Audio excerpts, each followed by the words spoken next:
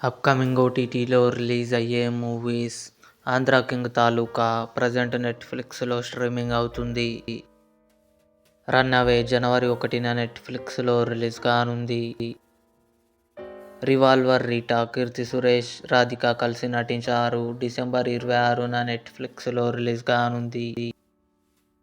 'Eco' December 31న నెట్ఫ్లిక్స్లో release కానుంది.